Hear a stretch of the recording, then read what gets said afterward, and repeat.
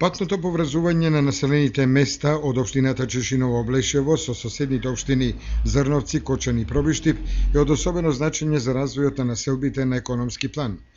Се гради делницата од патниот правец Видовиште Теранци, со што општината преку регионален пат ќе биде поврзана со општините Зрновци, Кочани и Карбинци.